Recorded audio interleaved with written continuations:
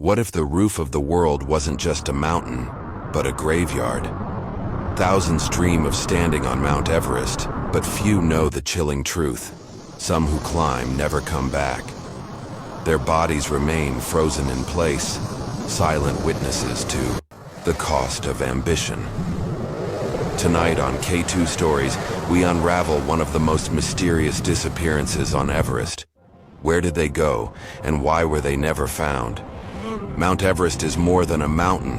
It is a realm of extremes, a place where dreams, pride, and death collide.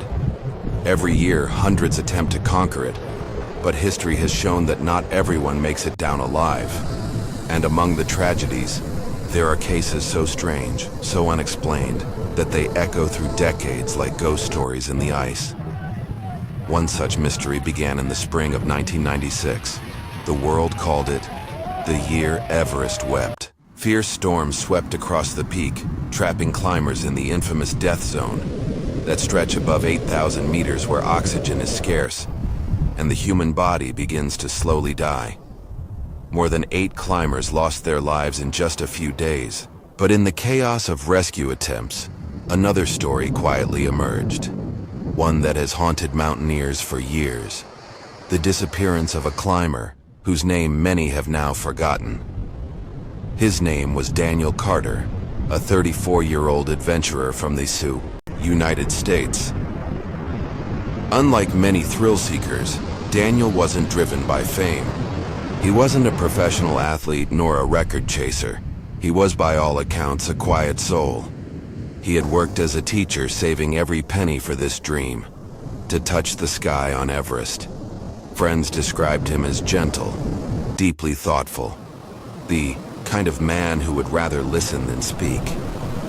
But behind his calm eyes burned a desire, a silent vow to test himself against the impossible.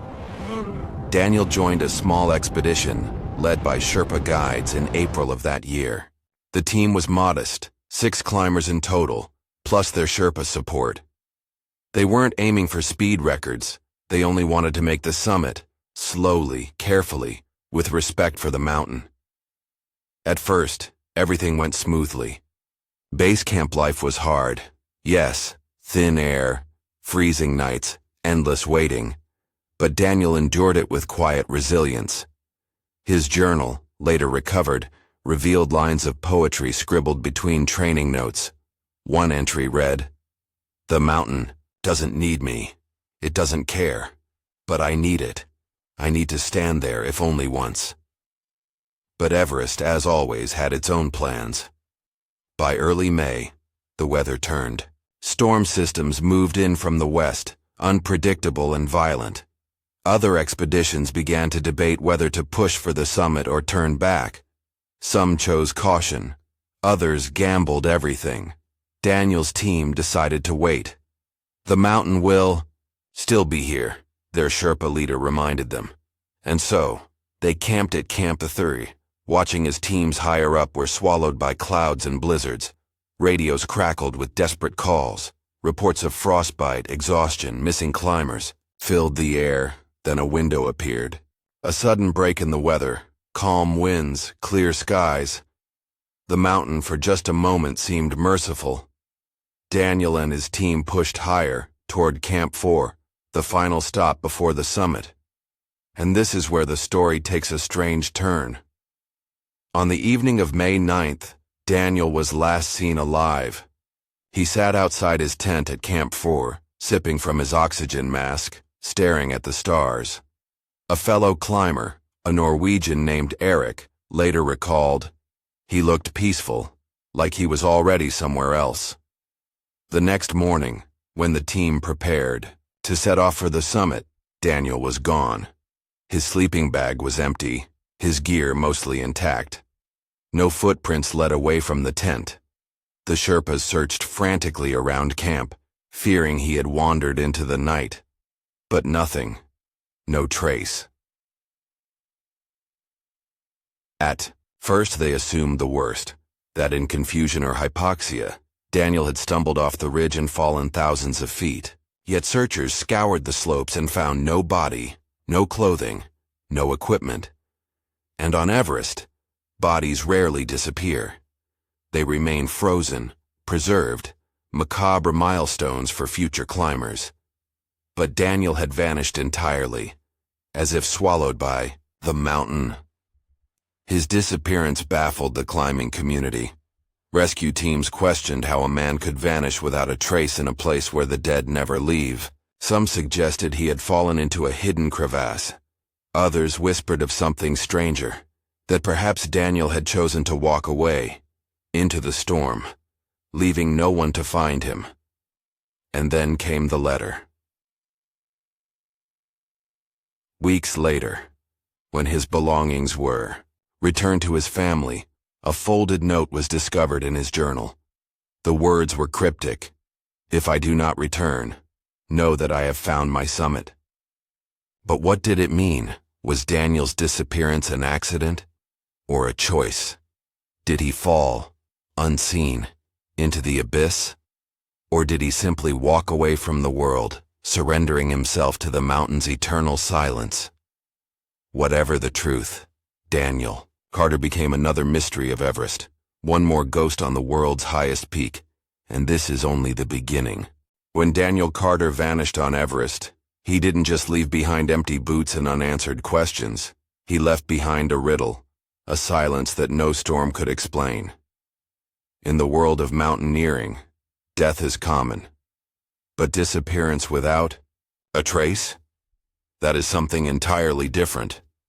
For weeks after his last sighting, climbers debated his fate. Radios carried whispers between camps. Some swore they had glimpsed a lone figure moving higher on the mountain, far beyond where his team had searched. Others dismissed these as hallucinations born of thin air. Yet the rumor persisted. Daniel had not fallen. He was still out there, somewhere, walking the line between life and death. But how could that be? Back in the United States, Daniel's family refused to accept the official explanation. Presumed dead, body unrecovered. His younger sister, Emily, became his loudest voice. She spoke to reporters, wrote letters to expedition companies, even contacted Sherpa guides directly. "My brother was not careless," she told the Denver Post. "If he's gone, there is a reason, and I want to know why." In June 1996, when the mountain thawed slightly and climbing resumed, a private search was organized with funding from Daniel's family. Sherpas scoured the ridges around Camp Fur, probing hidden crevasses, scanning ice walls. But again, nothing.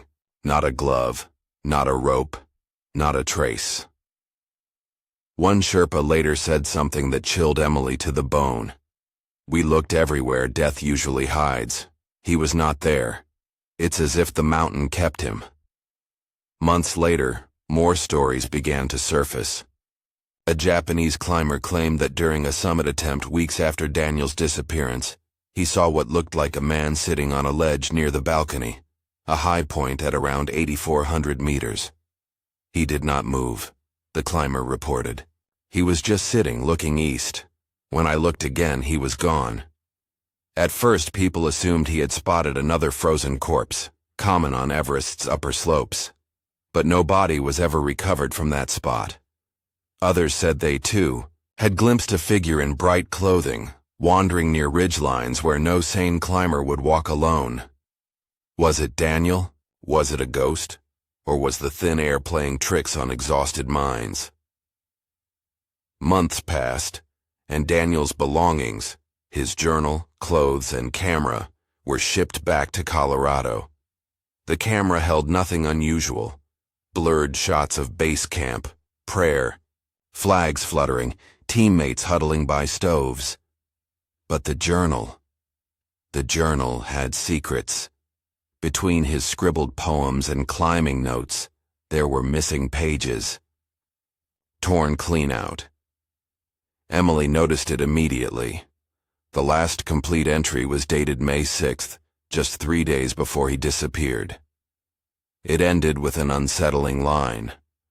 "The mountain speaks, not in words, but in silence. I think I understand now." Who tore out the remaining pages? Daniel? Someone else? And what was it that he thought he understood? Speculation spread. Some argued Daniel had suffered from summit fever, a dangerous obsession that drives climbers to push beyond reason. Perhaps he wandered off in the night, chasing the peak in a haze of hypoxia until the mountain consumed him. Others suggested something darker. Maybe Daniel had discovered or witnessed something he wasn't supposed to. Everest, after all, is not only a place of dreams, it is also a place of secrets, abandoned camps, hidden caches, bodies never reported. Was he silenced by the mountain or by men? One veteran climber hinted at another possibility. Sometimes people choose to stay. The mountain becomes their monastery, their tomb. For some, disappearing is the point. The letter found in his journal. If I do not return, know that I have found my summit suddenly took on a darker meaning. Was it a farewell note, or a confession that he never intended to come back? Emily refused to believe it. That wasn't Daniel, she told interviewers. He wanted to live. He wanted to teach. He wanted to come home. If he wrote those words, something changed him up there. As the months rolled into years, Daniel's case became one of Everest's whispered legends. Guides would point at the mountain's shadow and say, "That is where Daniel disappeared." Some claimed to dream of him, standing on a ridge, smiling, as if he had found something greater than the summit itself. But legends do not comfort families. Emily kept searching, digging through expedition logs, reaching out to anyone who had been there. And then, in 1999, 3 years after Daniel vanished, she received a call that would reopen every wound. A climber descending from the summit reported finding something strange near the South Col. Half buried in ice, tangled in old ropes, was a scrap of fabric, a piece of jacket, faded but unmistakably blue. Daniel's family recognized it immediately. It matched the one he had worn. But where was the rest of him? And why, after 3 years, had the mountain revealed only a fragment, and not the man? By 1999, 3 years after Daniel Carter's disappearance, the mountain had finally given something back, a torn piece of his blue jacket. But instead of closure, this discovery only deepened the mystery. Where was the rest of him? Why just a fragment? And who, or what, had kept the truth hidden for so long? For Daniel's sister Emily, the discovery reignited her obsession. She wasn't satisfied with speculation anymore. She wanted facts. She reached out to every climber who had been on the mountain in 1996, begging for interviews. Some ignored her. Others reluctantly shared fragments of memory, the storm, the panic, the confusion. But none could explain how a man could simply vanish. Emily then did something few family members ever dared. She traveled to Nepal herself. In the spring of 2000, she arrived in Kathmandu, clutching her brother's journal like a relic. Locals respected her determination. Sherpas remembered Daniel kindly, but when she asked about his disappearance, they lowered their eyes. One older Sherpa finally whispered, "Some things on the mountain are not meant to be found." What did he mean? In Kathmandu, Emily managed to gain access to archived expedition reports stored by the Nepal Mountaineering Association. Among the dry records of permits and weather reports, she stumbled on something strange. An unofficial document, unsigned, describing a lone climber moving upward at night, refusing assistance. The report was dated May 10th, 1996, the very morning Daniel vanished. Emily's heart raced. Could this be him? The note mentioned the climber wore a blue jacket, but the file abruptly ended, with no details about who reported it. Why would such a record exist, and why had it never been made public?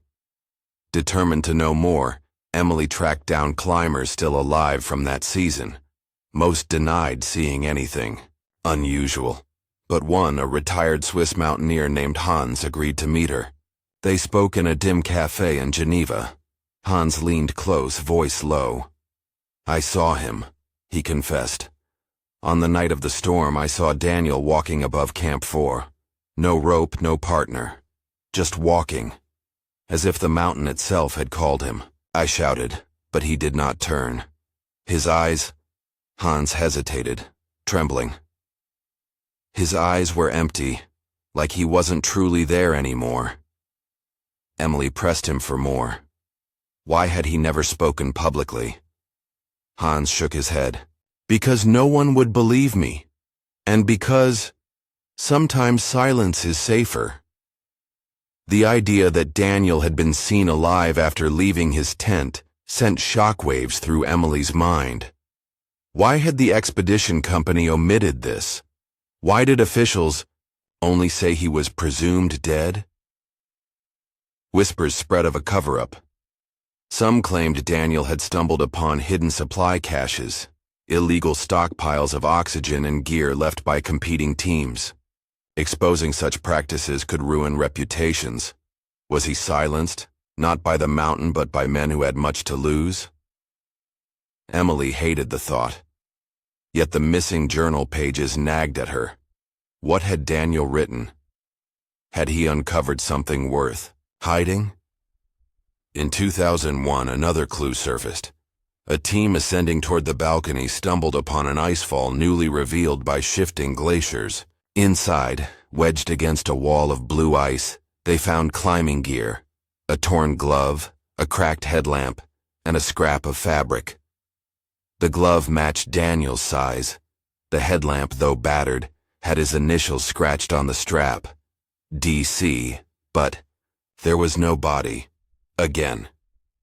Rescuers concluded the gear may have been carried downslope by avalanches or ice movement, yet Emily felt otherwise. The pattern was too strange. Small fragments, never the whole man. As if the mountain was offering only glimpses, never truth. Back home, psychologists weighed in. They suggested Daniel had entered a dissociative state, brought on by altitude sickness and hypoxia. He may have experienced a calling, one expert explained, a sense that the mountain was speaking to him. Many climbers report hearing voices, seeing visions. Perhaps Daniel walked willingly into oblivion. But if that was true, why the missing journal pages? Why the secrecy in expedition files? Why did climbers like Hans risk their reputations to admit they had seen him alive? By now, Emily's search had consumed her life. She left her job, drained her savings, and poured everything into uncovering the truth. Friends begged her to let go. "He's gone," they said. "Don't lose yourself to the mountain, too." But Emily could not stop. "I feel him still," she insisted. "He didn't just die. Something happened, and I will find it."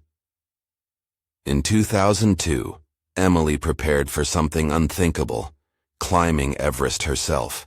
Not to summit, but to retrace Daniel's path. Her guides tried to dissuade her, warning of the danger. But she was resolute. "If the mountain took him," she said, "then the mountain must give me an answer." Before departing, she revisited her brother's journal one last time. Tucked inside a hidden fold she hadn't noticed before, she found a faint penciled sketch drawn by Daniel himself. It showed a ridge above Camp 4 with a small X marked on a ledge. Underneath only 3 words, "Here it calls."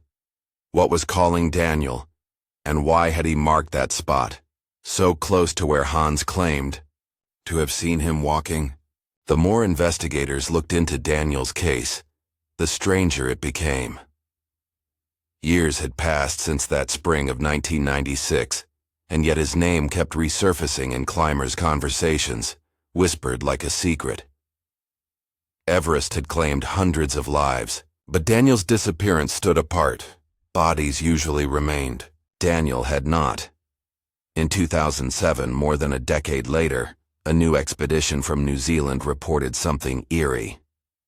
While ascending near Camp Y4, they noticed an object sticking out of the snow, partially buried. At first, they thought it was discarded equipment. But when they brushed away the ice, they found a boot. Still intact, still laced. It was old, far older than modern climbers' gear. The team photographed it and later compared it with records. To their shock, the boot's make and model matched Daniel Carter's. But there was no body attached, no remains, only the solitary boot wedged in the ice, as though it had been torn away by something unseen. This discovery reignited the mystery. If the boot belonged to Daniel, where was the rest of him? Why had only a single piece of equipment surfaced after more than 10 years? And more disturbingly, why did the coordinates place it far from where he was last seen? Some climbers theorized that avalanches or shifting ice could have carried debris across ridges. Others weren't so sure. The area where the boot was found had no known crevasses deep enough to swallow a man whole. Rumors grew darker. A Sherpa guide who had been on the mountain in 1996 claimed that during the storm, he saw a lone figure walking calmly away from Camper 4, heading toward the shadows of the Kangshung Face, one of the deadliest and least explored sides of Everest. He hadn't spoken up before, fearing ridicule. Now, his confession fueled speculation that Daniel had deliberately walked into oblivion. But why? When journalists pressed Daniel's family, they admitted something they had kept private. Months before the expedition, Daniel had written to his sister about a dream. In it, he described standing at the edge of a vast white plain, hearing voices calling his name. It felt like an invitation, he wrote, not from people, but from the mountain itself. To some, this was the rambling of a man under stress. To others, it was a chilling clue that Daniel believed Everest was calling him, demanding not just a climb, but a surrender. Then came another twist. In 2011, a documentary crew filming a special on Everest interviewed a Sherpa elder named Pemba. He recounted an old belief among the locals that certain climbers, chosen by the mountain, would never be found again. Their bodies did not remain as markers. Instead, the mountain kept them, absorbing them into its glaciers as guardians or sacrifices. Was Daniel one of those chosen? Skeptics dismissed the idea as superstition, but even skeptics couldn't explain away the final piece of evidence that emerged in 2014. That year, an expedition equipped with ground-penetrating radar scanned sections of the Khumbu icefall. The scans revealed anomalies, shapes buried deep within the ice, too symmetrical to be natural. Among them was a faint outline resembling a human form, but when the team returned months later, the anomaly had shifted, as though it had moved, deeper into the glacier itself. Glaciers do move, of course, inching forward over decades. Yet this pattern was unusual, almost deliberate, as though the mountain was hiding something. By now, Daniel's name had transformed from tragedy into legend. Climbers whispered of him as the man the mountain took. His story became a cautionary tale told in base camps. Not everyone who disappears on Everest dies in plain sight. Some vanish in ways no one can explain. Still, the question burned.